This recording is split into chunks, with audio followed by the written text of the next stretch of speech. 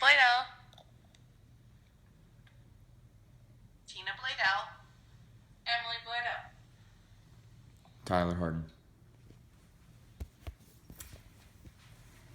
Strength does not come from what you can do. It comes from overcoming the things you once couldn't do. I got my sources from the following: www.google.com/images, nbcdfw.com/health/Denton Heart Recipient, www.380news.com, www.dentonrecordchronicle.com, an interview with Rachel Grant, and an interview with Tyler Harden, and an interview with Brianna Bladel. So my name is Bailey Bladel. This is a tribute honoring my sister Brianna Bladel. I will tell you about the obstacles she has overcome in her life, the accomplishments she has made, and the way she has been a benefit to society. My sister has overcome some of the worst things imaginable. She's been such a huge benefit to society and myself and those living their lives around her. She is truly beautiful from the inside out. She's an inspiration and she's a miracle.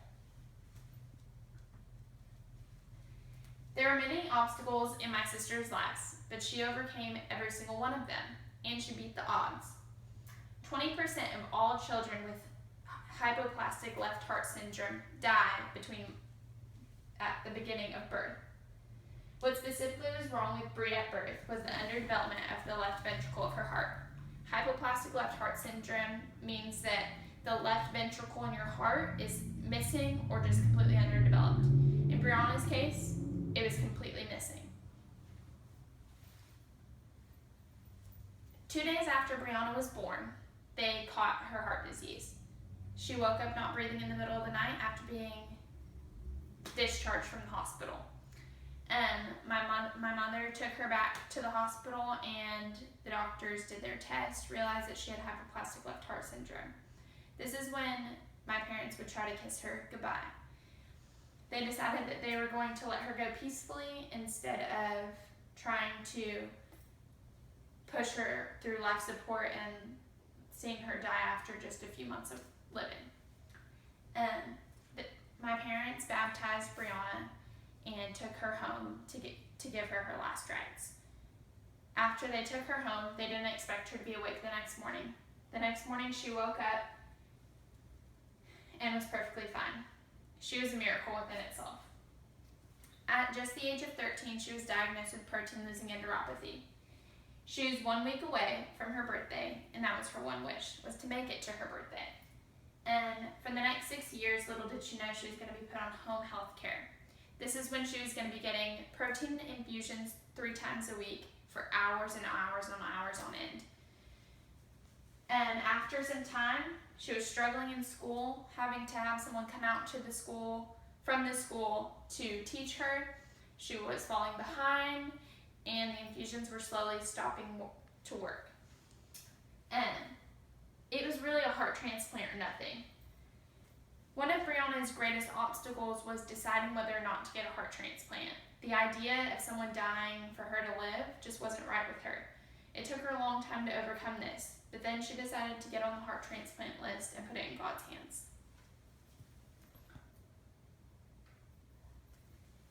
The overcoming of her obstacles were achievements within themselves. She has achieved so much more than that, though. Brianna didn't let the fear of death hold her back from an amazing quality of life. She decided that she would strive instead. This is Brie on TV. She was followed by the news media since she got protein-losing enteropathy, and they followed her through the heart transplant and the Make-A-Wish program. And Brie ran a Make-A-Wish 5K. Well, she didn't run because she's not allowed to, but she did walk a Make-A-Wish 5K with the rest of my family. And she helped another child make their wish. She is going to college right now to become a teacher. She was falling behind in high school. The day she came back to school from her heart transplant, she had to take the STAR test, which is a state-mandated test. This is one of her greatest accomplishments. I mean, she graduated high school the year that she was out of school for 4 months. Brianna's accomplishments and achievements were a benefit to society, even though they weren't meant to be. They always followed her story in Dallas since she was 12, and she was an unimaginable inspiration. People from all over were reaching out. Brianna has been such an inspiration to my hometown society that we know. She's benefited everyone by showing them what it means to live every single second of your life. In an interview with Rachel Grant, she described Bri as strong. She explained that there is no other word for a person like her. She inspires every person she touches in this life, and that is her word, strong. Brianna said herself in an interview, "You just cannot take this life for granted, especially when you're living with a disease like this. This life is a gift, and you just have to understand that."